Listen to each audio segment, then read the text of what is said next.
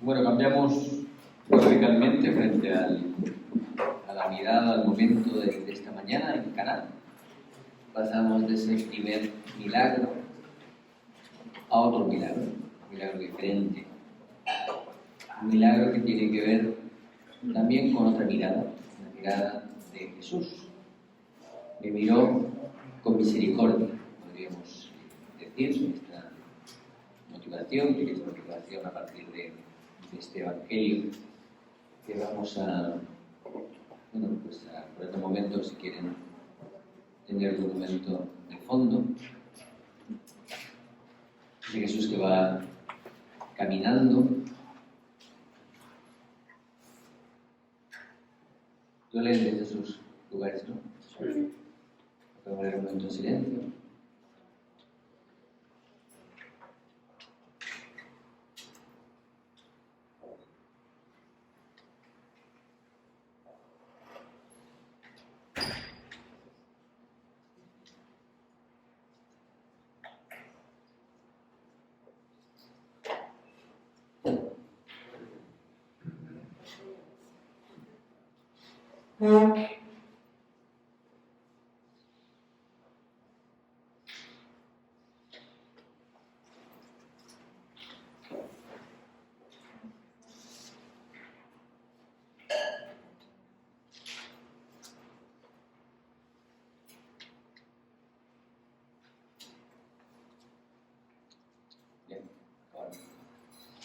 Bueno, este es el Evangelio que nos va a acompañar esta tarde.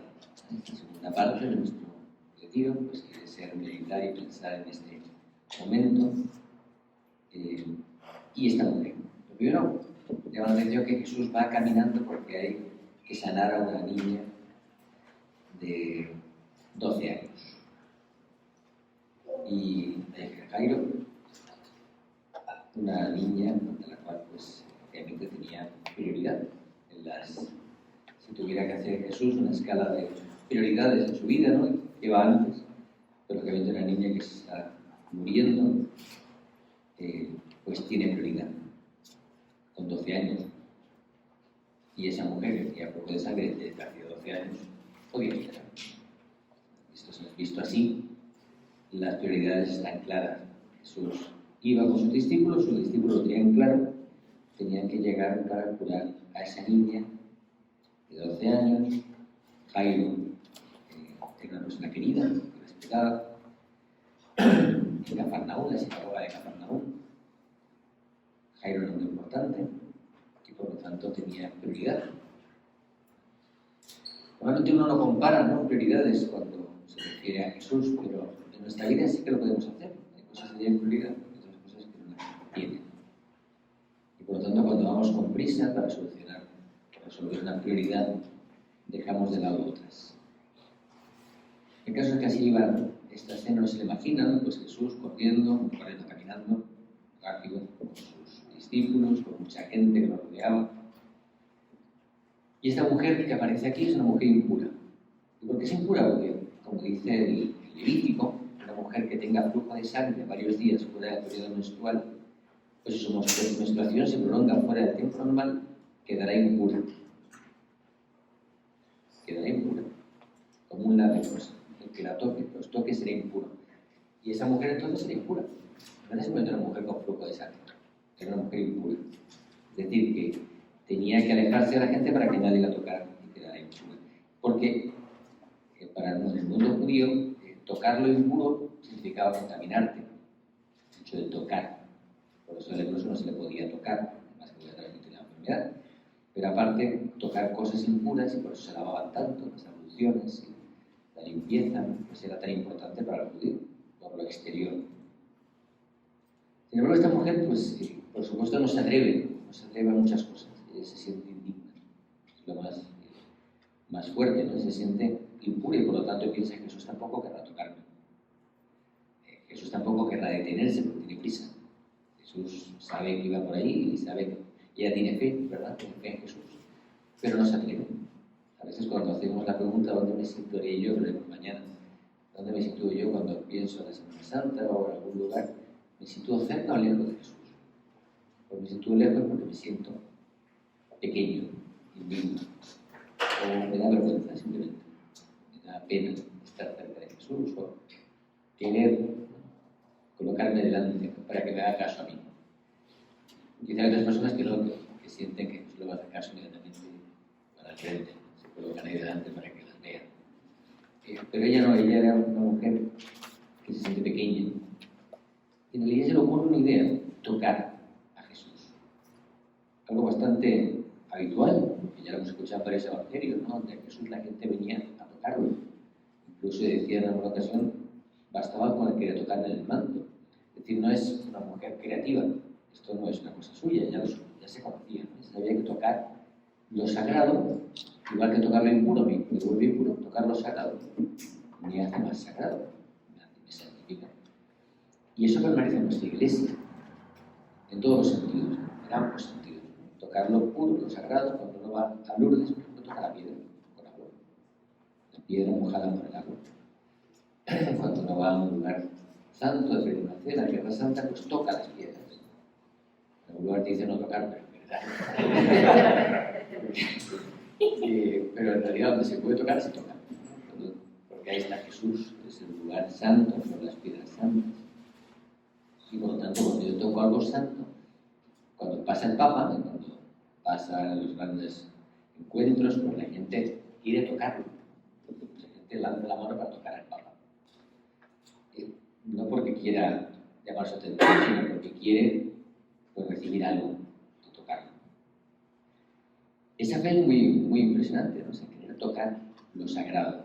Hoy en día incluso nos da apuro tocar la Eucaristía, la comunión. O sea, que toda la persona que recibe en la cama, cae la mano, pues no se siente digna. Pero tocar lo sagrado, pues, me hace sagrado. Yo no convierto en indigno la Eucaristía, ni convierto en indigna la piedra santa, ni convierto en indigno a Jesús, al revés. Es Él el que me vuelve digno, el que me dignifica. Hace falta mucha fe para ver a Jesús de esa forma, ¿no? Para ver lo sagrado de esa forma en nuestra vida.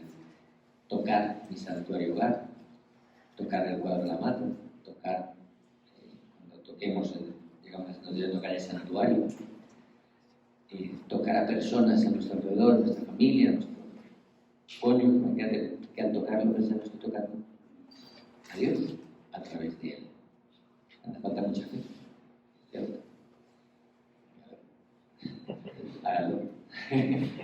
A ver si tocándolo se me pega algo de su santidad y de la presencia de Dios en mi vida. Esta era la fe de la mujer, ella tenía la fe de que tocar bastaba con tocar, no se atrevía más, no se sentía digna de nada más. Pero claro, lo que ocurre algo que es impresionante, es decir, inmediatamente se le secó la fuente de sangre y sintió que en su cuerpo que quedaba sana del mal. Inmediatamente, 12 años con médicos pagados, y llega ese momento, toca su manto, y le podemos poner la imagen de tocar. Esta imagen, ¿no? Toca su manto. Hay otras imágenes ahí muy bonitas, ¿no? Toca los pies, toca el manto, lo que dice el Evangelio. Y en ese momento queda sana, una fuerza sale de Jesús y queda sana. Bastaba con eso. Y entonces ocurre lo sorprendente, que Jesús no solamente obra el milagro, casi sin quererlo, sino que empieza a buscar quién me ha tocado. Y ahí los discípulos pues le ayudan a decir, pero ¿cómo preguntas quién me ha tocado? Si te aprieta todo el mundo, la muchedumbre, pues no tiene sentido que preguntes eso. Jesús ve algo más. Jesús ve algo que los discípulos no ven. Jesús siente algo que los discípulos no sienten. Y se da la vuelta. Eso es lo último que esperaba esta mujer. La mujer, lo único que quería era irse a casa feliz de la vida, curada. Pero ocurre todo tan rápido con la muchedumbre, la aprieta, no la dejan escaparse, no se puede escapar. Y se queda ahí.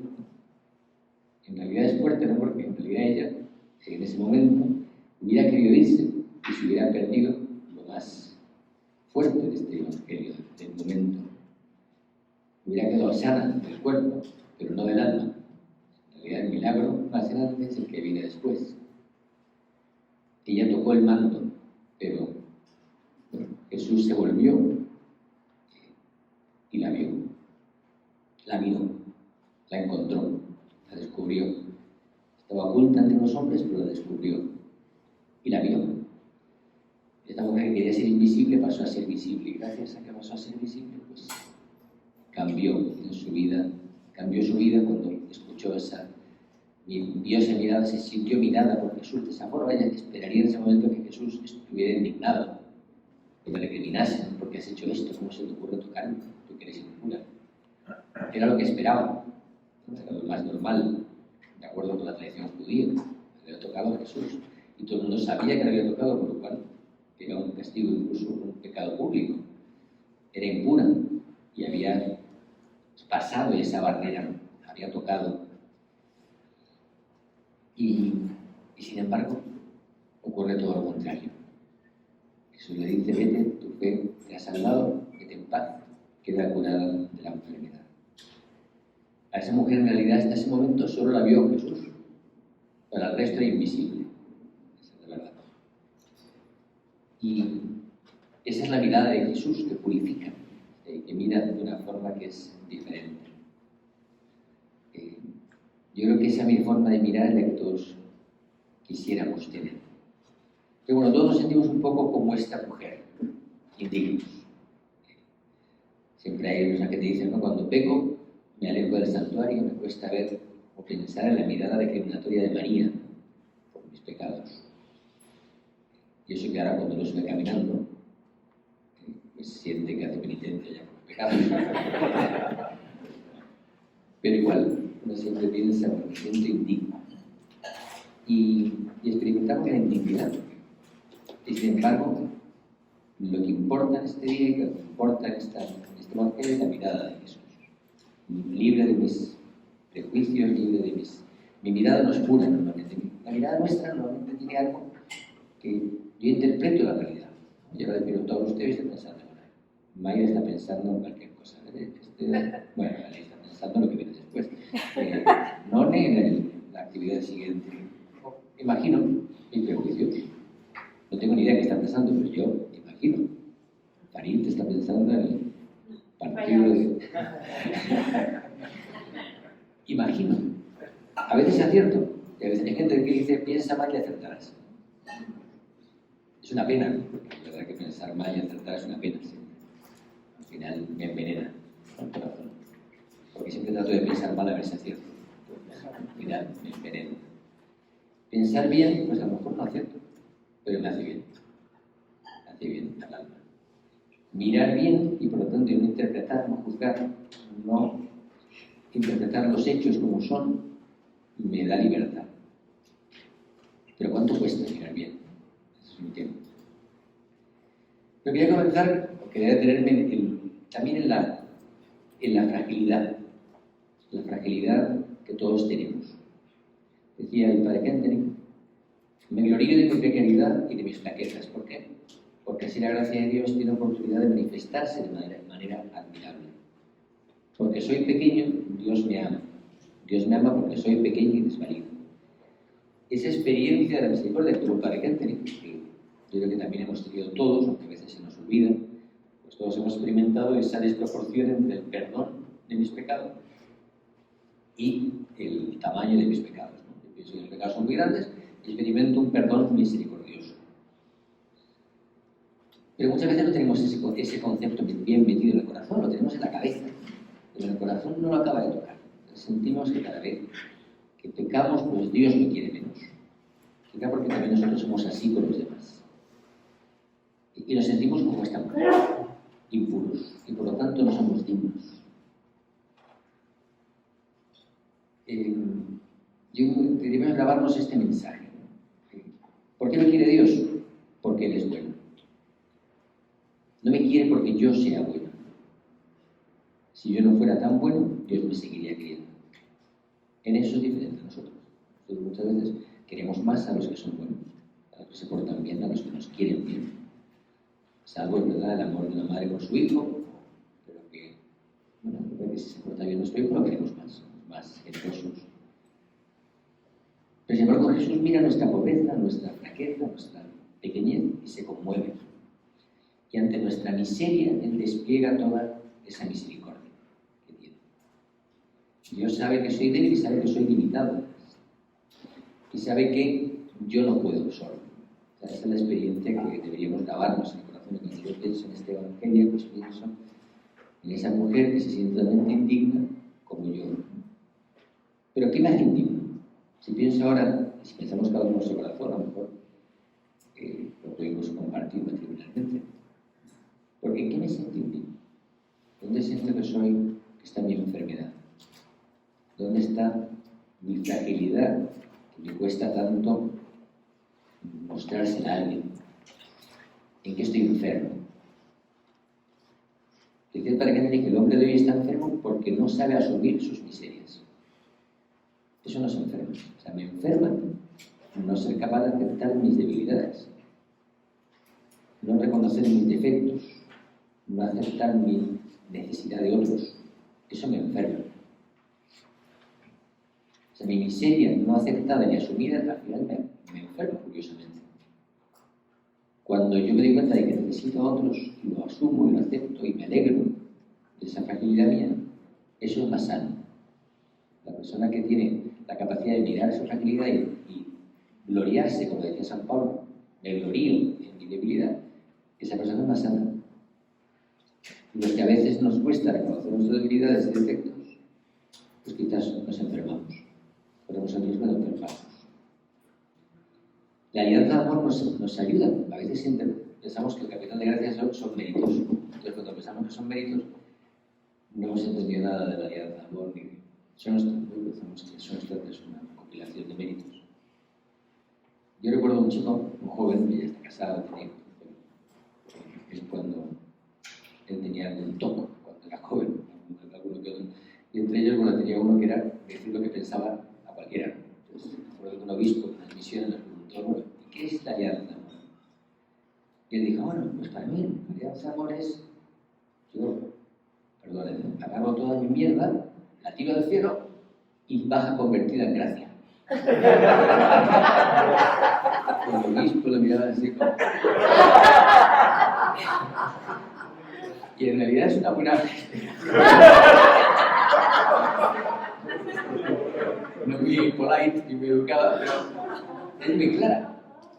Que agarro todo, la tiro y baja convertida en gracia. Para mí y para otros, curiosamente. A todos les toca.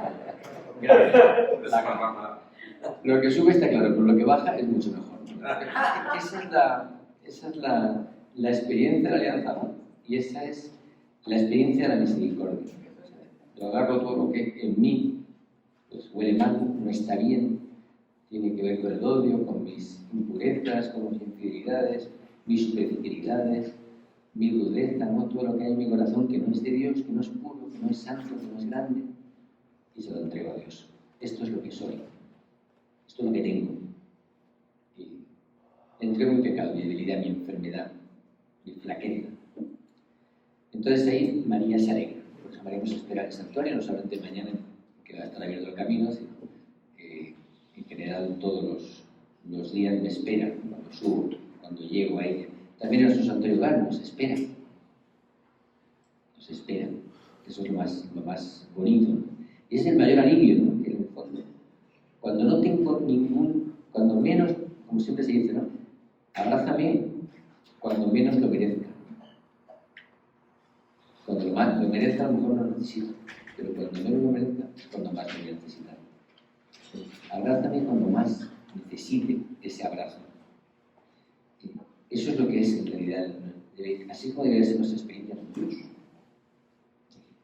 No llego aquí con mis méritos y le digo, aquí estoy yo, Señor, que bien me porté, que bien guardé silencio en el día de hoy, Señor, este es mi mérito. Impresionante el silencio, impresionante. Se escuchaban las moscas, en la comida, los cubiertos de plástico se escuchaban. No son los méritos, sino es la gracia, es la misericordia de Dios. Esa es la mirada, tantas miradas de Jesús, cuando uno analiza la Semana Santa, y vamos a ver también eso mañana, pues, son muchas miradas, la mirada de Jesús a Pedro, la mirada de Pedro, la mirada de Jesús al buen ladrón, la mirada de María y Jesús, la mirada de la Verónica, bueno, tantas miradas en Pilato, de Juan, de María desde la cruz, de pie de la cruz, tantas miradas hay en esta Semana Santa, en el Via Crucis, cuando lo hagamos, ¿no? Pues hay muchas miradas bueno, que nos hablan justamente de esa experiencia de la misericordia de Dios. Me miró con misericordia. Pedro se sentía la peor persona del mundo, porque justo cuando más necesitaba su presencia, negó a Jesús. Era justo cuando más necesitaba. Podría haberlo negado antes, en otro milagro, en otro momento, a lo mejor hoy en este evangelio, pero no, justo lo negó cuando más necesitaba. Es curioso. Y lo que más le dolía a Pedro fue su orgullo, porque le había dicho a Jesús: yo te seguiré a donde vayas, no te preocupes, si yo puedo. Es lo que le había dicho Pedro a Jesús, no le había dicho: tengo miedo, no te preocupes. Y Jesús le dijo: no me puedes seguir todavía. Y Pedro le dijo: hombre, que si te puedo. ¿Dónde vas? Perdido, ¿dónde vas? Y hasta ahí llegó, claro, llegó hasta ese casa de Caifás, donde fue mirado por aquellos que creían ver que era un amigo de Jesús, y él ya negó. La mirada misericordiosa es la que me salva. Esa mirada es la que se detiene ante quien quiere, ¿no? Jesús aquí tenía prisa y iba por algo concreto, pero Jesús se detiene a mirar. Me detengo ahora en la mirada de Jesús. En nuestra vida muchas veces pasamos por delante de la gente y mucha gente en nuestra vida es invisible. Es curioso, ¿verdad? A mí me pasa, a todos nos pasa, a vosotros. Tenemos una mirada estrecha. Entonces uno va por algo y no ves a alguien. Y si alguien te dice algo, pero no te dice nada, a lo mejor se lo guarda y 5 años después te dice: no me miró, padre, aquel día que yo iba, y me ignoró totalmente, fui invisible. Y tú no te acuerdas, claro, porque no lo viste. Por la razón, no te fijaste. Esa mirada nos pasa a todos, que dejamos de mirar. Mirar, además, va más allá de ver, es mirar y preguntarme: ¿qué necesitas? O sea, mirar es detenerme. Y claro, la mirada involucra. Pues cuando alguien te pregunta: ¿qué tal estás?, mejor que te digan: bien. Pero si te lo cuentan, te involucran. ¿Qué tal estás? ¿Bien? ¿O te lo cuento? Y si quieres que te lo cuente, siéntate. Y si me siento, ya me involucro. Entonces, para evitar sentarme o involucrarme, son invisibles. Paso delante de gente invisible, a la que no veo. ¿Cómo es mi mirada? ¿Cómo es la mirada? La mirada de Jesús era capaz de encontrar a quien le había tocado. Y sobre todo también a quien lo necesitaba en la vida. ¿Cómo miro yo? ¿Cómo miro? ¿Cómo me miro también a mí mismo? ¿Sabes? Es verdad. ¿Cómo me miro? Para poder yo dar misericordia, tengo que mirarme con misericordia por mí mismo. ¿Cómo miro mis fraquezas, mis debilidades, mi enfermedad? ¿Y cómo miro a la gente que tengo a mi alrededor? Sobre todo, ¿cómo miro a mi cónyuge? ¿Es bonito? Este ejercicio que se quede mirando así sin hablar. Claro, pero es cierto que a veces nos cuesta mirarnos. Necesitamos decir algo, hablar, pero mirarnos. En el amor hay mucho de miradas, de amar, de amor, mirarse. Mirarse tratando de saber qué te pasa, en qué estás, cómo te encuentras. Mirar para que se sienta acompañado por mí, que te estoy acompañando, que te estoy cuidando, que me preocupa lo que te pasa. Mirar significa preguntar: ¿qué necesitas? ¿Qué puedo hacer por ti? Esa es la mirada. De mirar es mirar sin juicio, sin prejuicio, sin condicionar mi mirada, simplemente mirarte y alegrarme de que estés ahí. ¿Quién me mira así? ¿Me siento mirado así? Bueno, ojalá todos me digan: mi cónyuge. Me mira siempre así. Entonces ahí estamos muy bien, porque esa debería ser la mirada que me salve y que me sane cada día en el matrimonio. La mirada de mi cónyuge. ¿Quién más me mira así? ¿Y a quién miro yo así? A mis hijos, a mi cónyuge, a mis papás, a mi familia. ¿Cómo es esa mirada mía? Miro con misericordia, miro con dulzura, miro con ternura, miro con cuando sabía aceptando al otro como es. Esa mirada de misericordia es la que nos quiere salvar de verdad. Y por eso nuestra vida es aprender a mirar con misericordia. Para eso hace falta, por supuesto, también tener tiempo. O sea, muchas veces el móvil, el celular, las redes sociales, las preocupaciones, los problemas, evitan que miremos. Estamos más mirando mis problemas, mis asuntos, mis temas. Nos volvemos muy egocéntricos, estamos preocupados de nosotros mismos. Nos cuesta mucho descentrarnos. Hay una historia, una leyenda sobre el Mesías del Talmud, que no recoge un libro. Y entonces hablaba del Mesías, el Talmud, un libro judío, hablaba del Mesías, ¿no? La llegada del Mesías. ¿Y cómo será el Mesías? Pero bueno, pues el Mesías estará sentado entre los pobres, cubiertos de heridas. Ahí está el Mesías. Los demás se descubrirán sus heridas, todas a la vez. ¿Vale? Y se las vuelven a vendar de nuevo. Pues todas a la vez se las descubren. Pero el Mesías no. El Mesías levantará los vendajes de sus heridas uno a uno. Se va colocando una venda por una venda. Y se dice a sí mismo: quizá me vayan a necesitar. Si es así, tengo que estar siempre preparado de tal forma que no tarde mucho en aparecer. Es decir, el Mesías, nuestro Jesús, él no está pensando solamente en sí mismo y por lo tanto tan ensimismado que no le da la vida para ir a ayudar a nadie, sino que está preparado por si alguien me necesita para que lo sane. Es un sanador herido, que también está herido, porque tiene sus propias debilidades. Me gusta esa imagen, y esta imagen es bonita también para cualquiera.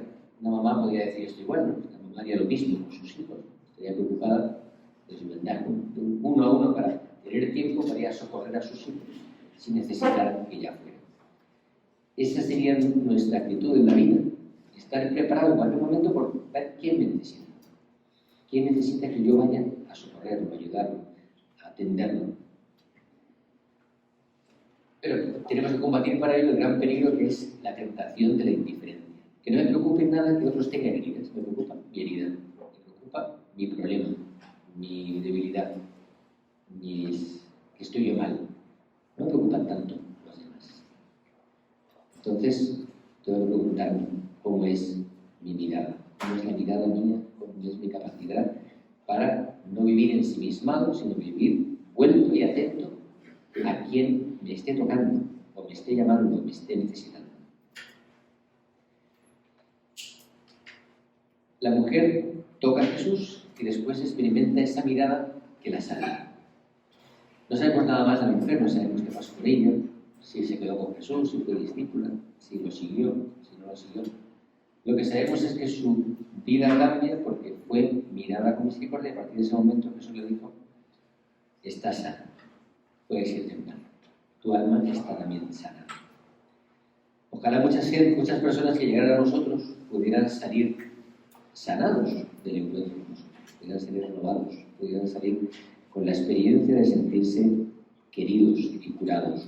Eso es lo que nosotros quisiéramos en nuestra vida, pero quizás muchas veces por nuestro egoísmo y por nuestras debilidades estamos más pendientes de lo que nos pasa a nosotros que a los demás. Incluso ahora que tenemos tantas fragilidades en el mundo de hoy, como la guerra, todo eso, pues al final encapsulamos la guerra, la dejamos de nosotros y nos preocupamos porque bastante tenemos con las guerras internas nuestras. Creo que este retiro es una oportunidad para adentrarnos en esta Semana Santa desde esta experiencia de nuestra fragilidad, reconociendo nuestra enfermedad, preguntarnos de nuevo cuál es esa enfermedad, preguntarnos también cuándo he experimentado yo esa mirada misericordiosa de Dios en mi vida, cuándo fue, en qué momentos en nuestra vida. Yo creo que los momentos que más hemos podido experimentar esa misericordia no ha sido quizá cuando estábamos más cerca de Dios, sino cuando estábamos más lejos y cuando Dios vino a nosotros.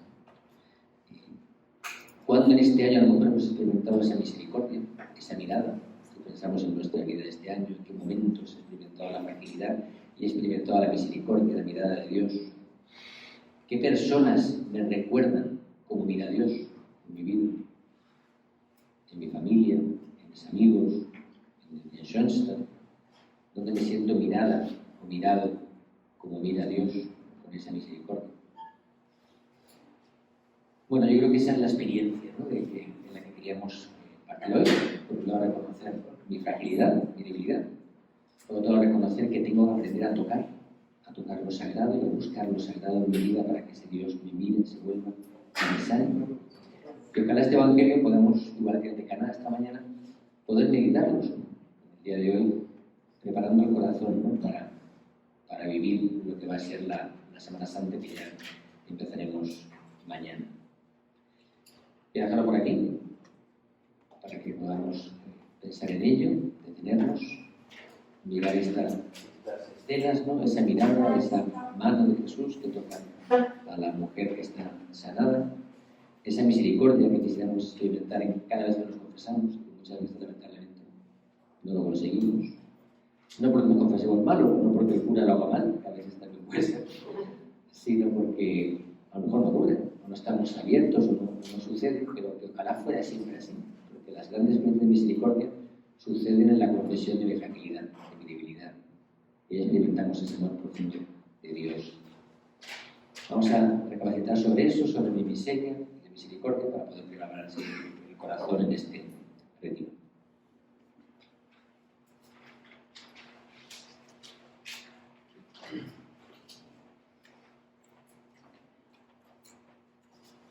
Muchas gracias, Padre. Vamos a tener una meditación precisamente para comenzar todas las reflexiones sobre... Despiertos, espero que despierto, Señor, despierto, para poder comenzar esta segunda parte del día con un cambio, ¿no?, respecto a la mañana. Pues yo, querida Madre, queremos preparar el corazón para vivir esta tarde con esa confianza que tú estás caminando en este comienzo de la Semana Santa con nosotros. Vamos a comenzar que decimos: en tu poder y en tu bondad fundo mi vida, en ellos espero confiando como un niño. Madre admirable, en ti y en tu Hijo, en toda circunstancia, creo y confío ciegamente. Amén. Con Cristo su Hijo.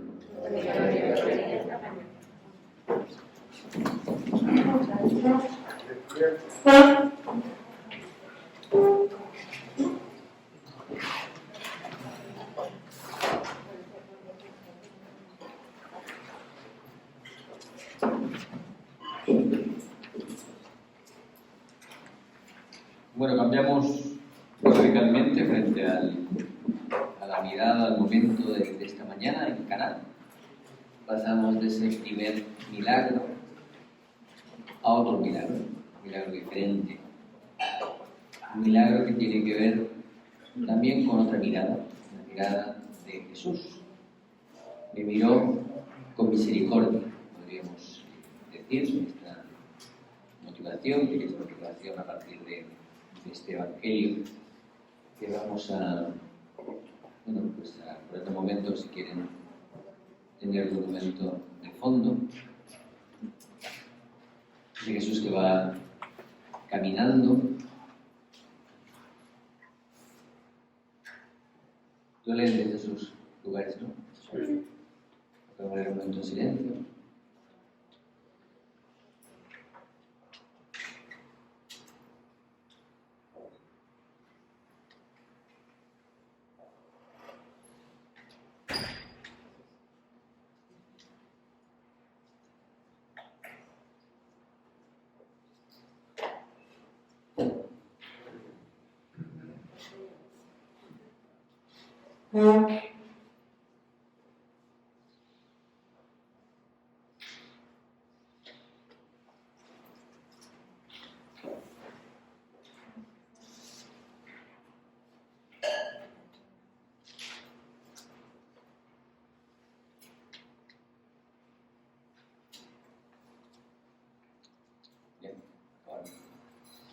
Bueno, este es el Evangelio que nos va a acompañar esta tarde. Esta segunda parte de nuestro retiro, pues quiere ser meditar y pensar en este momento y esta mujer. Lo primero, llama la atención que Jesús va caminando porque hay que sanar a una niña de 12 años. Y Jairo, una niña de la cual pues obviamente tenía prioridad en las, si tuviera que hacer Jesús una escala de prioridades en su vida, ¿no? Que va antes, pero obviamente una niña que se está muriendo, pues tiene prioridad con 12 años.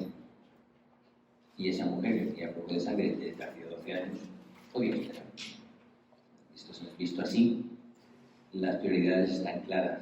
Jesús iba con sus discípulos lo tenían claro, tenían que llegar para curar a esa niña de 12 años.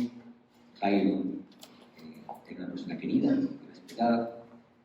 En Cafarnaúm, la sinagoga de Cafarnaúm, Jairo era muy importante y por lo tanto tenía prioridad. Normalmente uno no compara, ¿no?, prioridades cuando se refiere a Jesús, pero en nuestra vida sí que lo podemos hacer. Hay cosas que tienen prioridad y otras cosas que no tienen. Y por lo tanto, cuando vamos con prisa para resolver una prioridad, dejamos de lado otras. En caso de que así iba esta escena, no se le imaginan, pues Jesús corriendo, caminando rápido con sus discípulos, con mucha gente que lo rodeaba. Y esta mujer que aparece aquí es una mujer impura.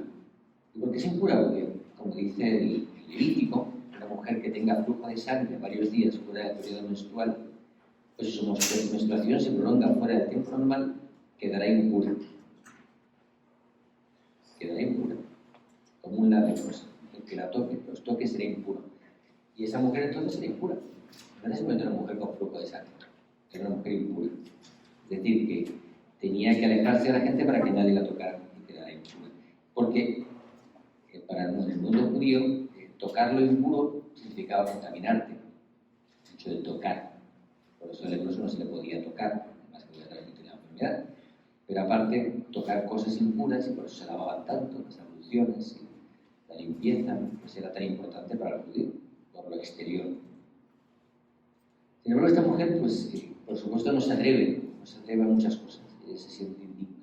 Es lo más fuerte, ¿no? Se siente impura y por lo tanto piensa que Jesús tampoco querrá tocarme.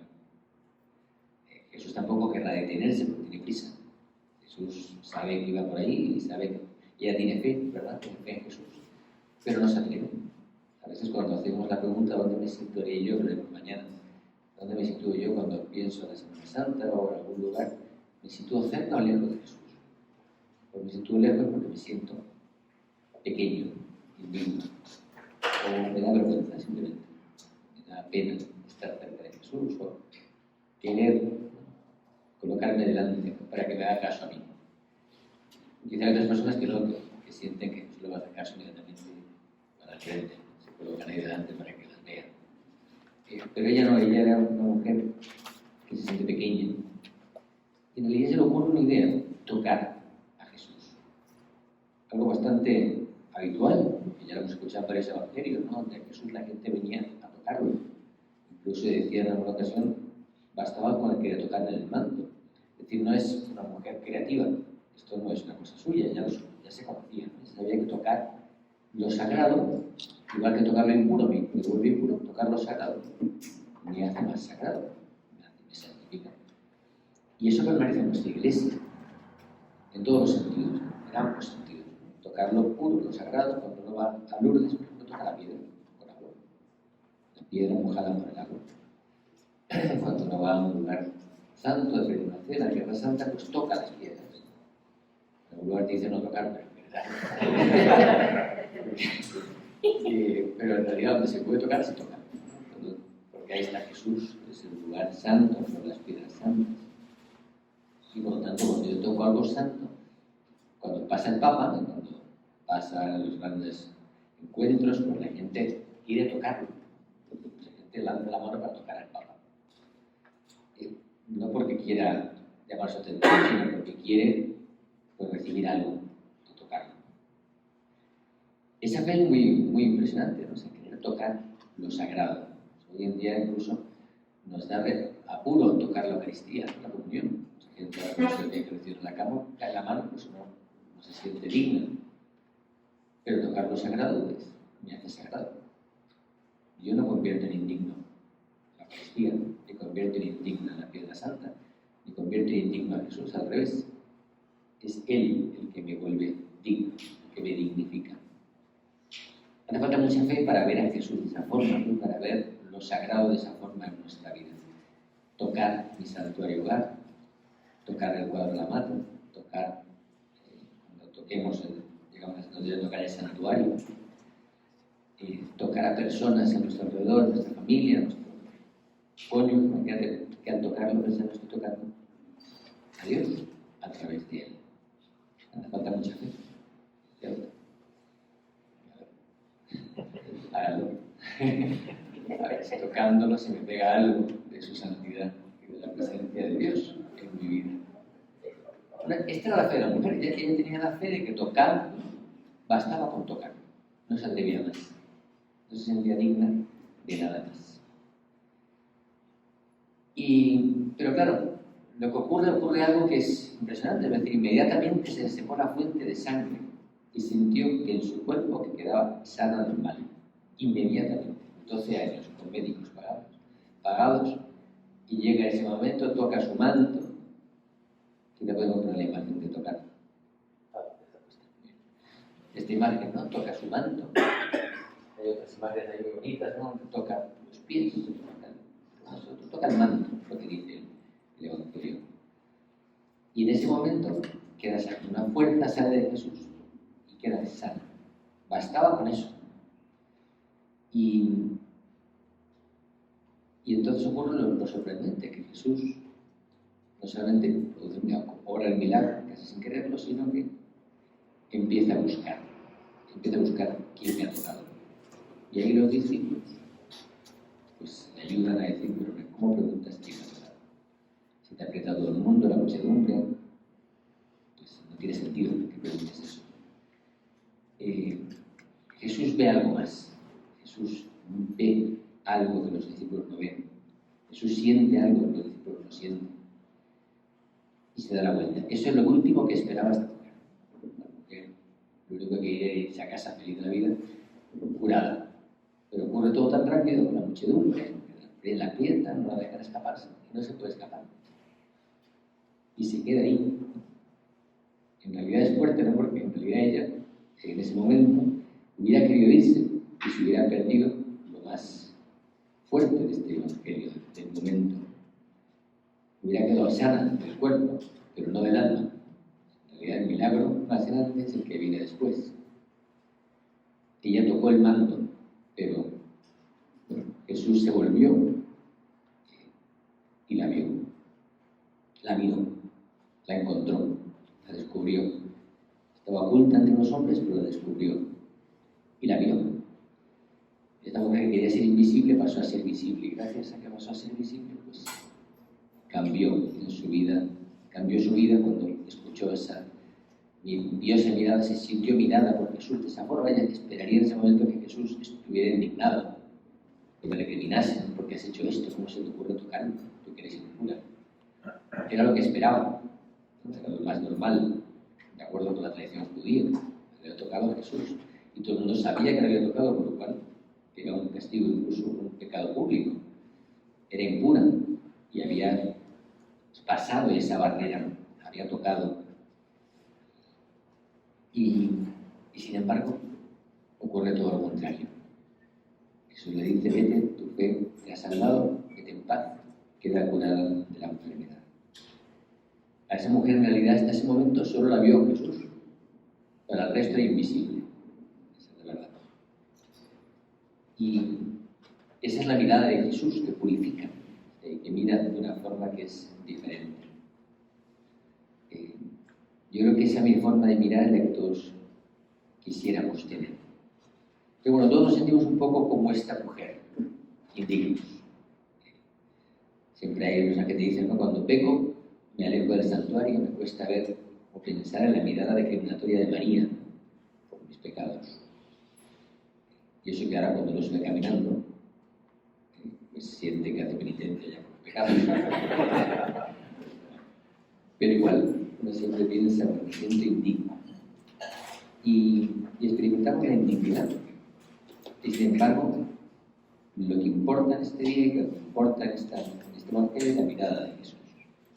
Libre de mis prejuicios, libre de mi mirada no es pura normalmente. La mirada nuestra normalmente tiene algo que yo interpreto la realidad. Yo le pregunto a usted y estoy pensando, Maya está pensando en cualquier cosa. Bueno, ahí está pensando en lo que viene después. No en la actividad siguiente. Imagino mi prejuicio. No tengo ni idea de qué está pensando, pero yo imagino. Farid está pensando en el partido de... Imagino. A veces acierto. Y a veces hay gente que dice, piensa mal y acertarás. Es una pena, porque la verdad que pensar mal y acertar es una pena. ¿Sí? Al final me envenena el corazón. Porque siempre trato de pensar mal a ver si acierto. Al final me envenena. Pensar bien, pues a lo mejor no acierto, pero me hace bien. Me hace bien al alma.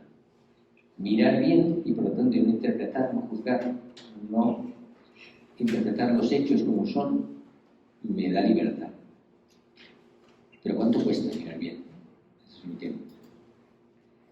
Pero quería comenzar, o quería detenerme también en la fragilidad que todos tenemos. Decía el padre Kentenich, me glorío de mi precariedad y de mis flaquezas. ¿Por qué?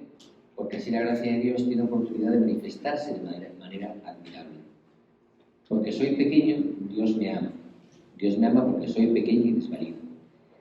Esa experiencia de la misericordia que tuvo el padre Kentenich, que yo creo que también hemos tenido todos, aunque a veces se nos olvida, pues todos hemos experimentado esa desproporción entre el perdón de mis pecados y el tamaño de mis pecados. ¿No? Yo pienso que los pecados son muy grandes y experimento un perdón misericordioso. Pero muchas veces no tenemos ese concepto bien metido en el corazón, lo tenemos en la cabeza, pero en el corazón no lo acaba de tocar. Sentimos que cada vez que pecamos, pues Dios lo quiere menos. Quizá porque también nosotros somos así con los demás. Y nos sentimos como estamos, impuros, y por lo tanto no somos dignos. Debemos grabarnos este mensaje. ¿Por qué me quiere Dios? Porque Él es bueno. No me quiere porque yo sea bueno. Si yo no fuera tan bueno, Dios me seguiría queriendo. En eso es diferente a nosotros. Nosotros muchas veces queremos más a los que son buenos, a los que se portan bien, a los que nos quieren bien. Salvo, es verdad, el amor de una madre por su hijo, pero que si se porta bien nuestro hijo lo queremos más generosos. Pero sin embargo Jesús mira nuestra pobreza, nuestra flaqueza, nuestra pequeñez y se conmueve. Y ante nuestra miseria Él despliega toda esa misericordia que tiene. Dios sabe que soy débil y sabe que soy limitado. Y sabe que yo no puedo solo. O sea, esa es la experiencia que deberíamos grabarnos en el corazón. Y cuando yo pienso en este evangelio, pues pienso en esa mujer que se siente totalmente indigna como yo. ¿Pero qué me hace indigno? Si pienso ahora, si pensamos cada uno en nuestro corazón, a lo mejor lo podemos compartir matrimonialmente. Porque ¿en qué me siento indigno? ¿Dónde siento que está mi enfermedad? ¿Dónde está mi fragilidad que me cuesta tanto mostrársela a alguien? ¿En qué estoy enfermo? Dice para que el hombre de hoy está enfermo porque no sabe asumir sus miserias. Eso no es enfermo. O sea, me enferma no ser capaz de aceptar mis debilidades, no reconocer mis defectos, no aceptar mi necesidad de otros. Eso me enferma.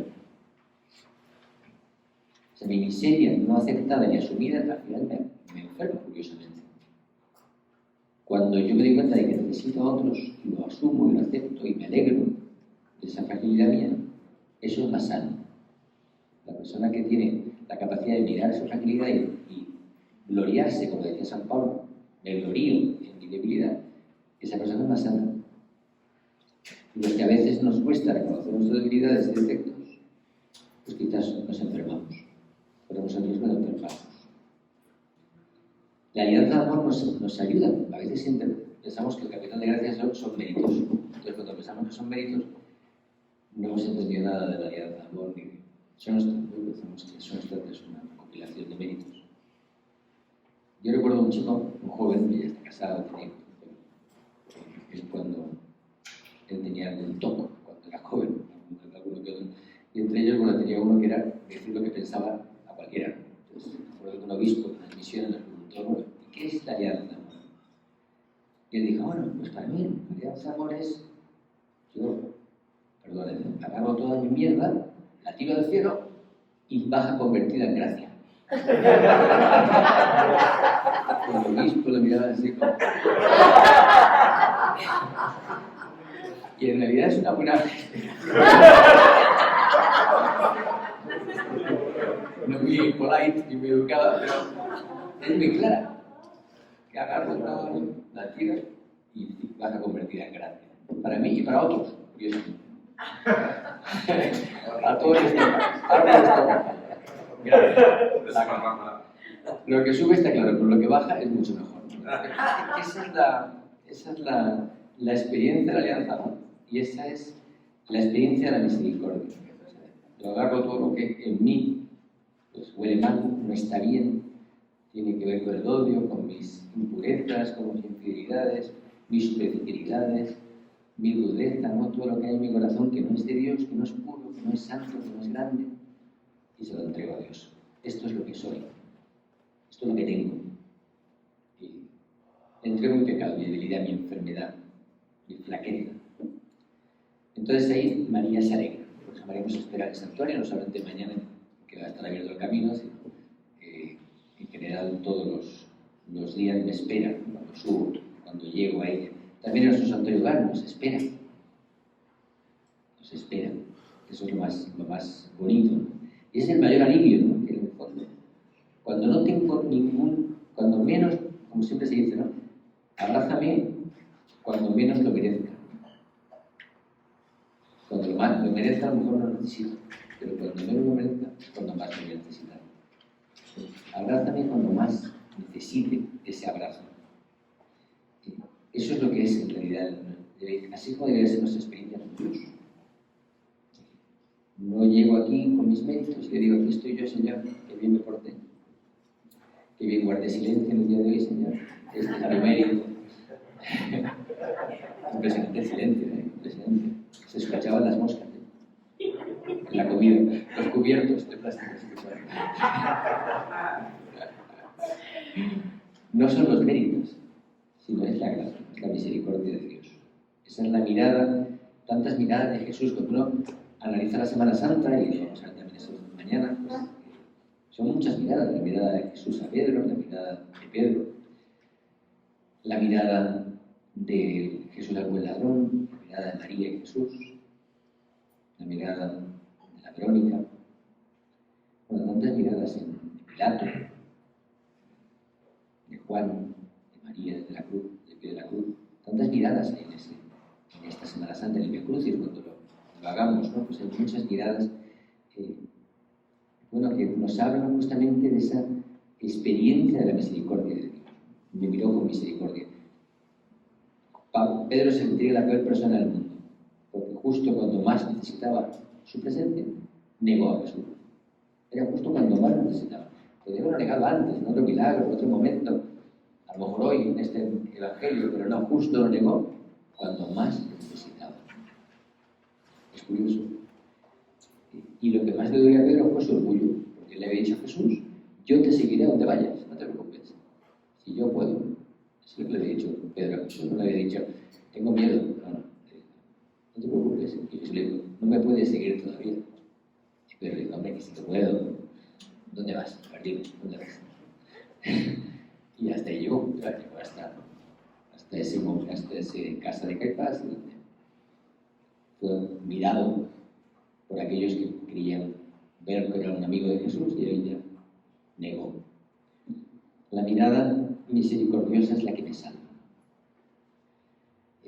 Esa mirada es la que se detiene ante quien quiere, ¿no? Jesús aquí tenía prisa y iba por algo concreto, pero Jesús se detiene a mirar. Me detengo ahora en la mirada de Jesús. En nuestra vida muchas veces pasamos por delante de la gente y mucha gente en nuestra vida es invisible. Es curioso, ¿verdad? A mí me pasa, a todos nos pasa, porque tenemos una mirada estrecha. Entonces uno va por algo y no ves a alguien. Y si alguien Y dice algo, pero no te dice nada. Bueno, a lo mejor se lo guarda y 5 años después te dice. No me miró, padre, aquel día que yo iba. Y me ignoró totalmente. Fui invisible. Y tú no te acuerdas, claro, porque no lo viste. Por la razón, no te fijaste. Y esa mirada nos pasa a todos, que dejamos de mirar. Mirar además va más allá de ver, es mirar y preguntarme qué necesitas. O sea, mirar es detenerme. Y claro, la mirada involucra. Pues cuando alguien te pregunta qué tal estás, mejor que te digan bien. Pero si te lo cuentan, te involucran. ¿Qué tal estás? ¿Bien o te lo cuento? Y si quieres que te lo cuente, siéntate. Y si me siento, ya me involucro. Entonces, para evitar sentarme o involucrarme, son invisibles. Paso delante de gente invisible, a la que no veo. ¿Cómo es mi mirada? ¿Cómo es la mirada? La mirada de Jesús era capaz de encontrar a quien le había tocado. Y sobre todo también a quien lo necesitaba en la vida. ¿Cómo miro yo? ¿Cómo miro? ¿Cómo me miro también a mí mismo? ¿Sabes? Es verdad, ¿cómo me miro? Para poder yo dar misericordia, tengo que mirarme con misericordia por mí mismo. ¿Cómo miro mis flaquezas, mis debilidades, mi enfermedad? ¿Y cómo miro a la gente que tengo a mi alrededor? Sobre todo, ¿cómo miro a mi cónyuge? Es bonito, ¿no? Este ejercicio que se quede mirándose sin hablar. Claro, pero es cierto que a veces nos cuesta mirarnos. Necesitamos decir algo, hablar, pero mirarnos. En el amor hay mucho de miradas, de amar, de amor, mirarse. Mirarse tratando de saber qué te pasa, en qué estás, cómo te encuentras. Mirar para que se sienta acompañado por mí, que te estoy acompañando, que te estoy cuidando, que me preocupa lo que te pasa. Mirar significa preguntar qué necesitas, qué puedo hacer por ti. Esa es la mirada de mirar, es mirar sin juicio, sin prejuicio, sin condicionar mi mirada, simplemente mirarte y alegrarme de que estés ahí. ¿Quién me mira así? ¿Me siento mirado así? Bueno, ojalá todos me digan mi cónyuge. Me mira siempre así. Entonces ahí estamos muy bien. Porque esa debería ser la mirada que me salve y que me sane cada día en el matrimonio. La mirada de mi cónyuge. ¿Quién más me mira así? ¿Y a quién miro yo así? A mis hijos, a mi cónyuge, a mis papás, a mi familia. ¿Cómo es esa mirada mía? Miro con misericordia, miro con dulzura, miro con ternura, miro con, aceptando al otro como es. Esa mirada de misericordia es la que nos quiere salvar de verdad. Y por eso nuestra vida es aprender a mirar con misericordia. Para eso hace falta, por supuesto, también tener tiempo. O sea, muchas veces el móvil, el celular, las redes sociales, las preocupaciones, los problemas, evitan que miremos. Estamos más mirando mis problemas, mis asuntos, mis temas. Nos volvemos muy egocéntricos, estamos preocupados de nosotros mismos. Nos cuesta mucho descentrarnos. Hay una historia, una leyenda sobre el Mesías del Talmud, que no recoge en un libro. Y entonces hablaba del Mesías, el Talmud, un libro judío, hablaba del Mesías, no de llegar al Mesías. ¿Y cómo será el Mesías? Pero bueno, pues el Mesías estará sentado entre los pobres, cubiertos de heridas. Ahí estará el Mesías. Los demás se descubrirán sus heridas, todas a la vez. ¿Vale? Y se las vuelven a vendar de nuevo. Pues todas a la vez se las descubren. Pero el Mesías no. El Mesías levantará los vendajes de sus heridas uno a uno. Se va colocando una venda por una venda. Y se dice a sí mismo: quizá me vayan a necesitar. Si es así, tengo que estar siempre preparado de tal forma que no tarde mucho en aparecer. Es decir, el Mesías, nuestro Jesús, él no está pensando solamente en sí mismo y por lo tanto tan ensimismado que no le da la vida para ir a ayudar a nadie, sino que está preparado por si alguien me necesita para que lo sane. Es un sanador herido, que también está herido, porque tiene sus propias debilidades. Me gusta esa imagen, y esta imagen es bonita también para cualquiera Una mamá podría decir esto igual, ¿no? La mamá haría lo mismo con sus hijos. Estaría preocupada de su vendar uno a uno para tener tiempo para ir a socorrer a sus hijos sin necesitar que ella fuera. Esa sería nuestra actitud en la vida. Estar preparado en cualquier momento por ver quién me necesita. ¿Quién necesita que yo vaya a socorrerlo, a ayudarlo, a atenderlo? Pero tenemos que combatir para ello el gran peligro que es la tentación de la indiferencia. Que no me preocupe nada que otros tengan heridas, me preocupa mi herida, me preocupa mi problema, mi debilidad, que estoy yo mal. No me preocupan tanto los demás. Entonces, tengo que preguntarme cómo es mi mirada, cómo es la mirada mía, cómo es mi capacidad para no vivir ensimismado, sino vivir vuelto y atento a quien me esté tocando, o me esté llamando, o me esté necesitando. La mujer toca a Jesús y después experimenta esa mirada que la sana. No sabemos nada más de la mujer, no sabemos qué pasó con ella, si se quedó con Jesús, si fue discípula, si lo siguió, si no lo siguió. Lo que sabemos es que su vida cambia porque fue mirada con misericordia y a partir de ese momento Jesús le dijo: estás sana, puedes irte en paz, tu alma está también sana. Ojalá muchas personas que llegaran a nosotros pudieran salir sanados del encuentro con nosotros, pudieran salir renovados, pudieran salir con la experiencia de sentirse queridos y curados. Eso es lo que nosotros quisiéramos en nuestra vida, pero quizás muchas veces por nuestro egoísmo y por nuestras debilidades estamos más pendientes de lo que nos pasa a nosotros que a los demás. Incluso ahora que tenemos tantas fragilidades en el mundo de hoy, como la guerra, todo eso, pues al final encapsulamos la guerra, la dejamos de nosotros y nos preocupamos porque bastante tenemos con las guerras internas nuestras. Creo que este retiro es una oportunidad para adentrarnos en esta Semana Santa desde esta experiencia de nuestra fragilidad, reconociendo nuestra enfermedad, preguntarnos de nuevo cuál es esa enfermedad, preguntarnos también cuándo he experimentado yo esa mirada misericordiosa de Dios en mi vida, cuándo fue, en qué momentos en nuestra vida. Yo creo que los momentos que más hemos podido experimentar esa misericordia no ha sido quizá cuando estábamos más cerca de Dios, sino cuando estábamos más lejos y cuando Dios vino a nosotros. ¿Cuándo en este año a lo mejor hemos experimentado esa misericordia, esa mirada? Si pensamos en nuestra vida de este año, en qué momentos he experimentado la fragilidad y he experimentado la misericordia, la mirada de Dios. ¿Qué personas me recuerdan cómo mira Dios en mi vida, en mi familia, en mis amigos, en Schoenstatt? ¿Dónde me siento mirada o mirado como mira Dios con esa misericordia? Bueno, yo creo que esa es la experiencia, ¿no?, en la que queríamos partir hoy. Por un lado, reconocer mi fragilidad, mi debilidad.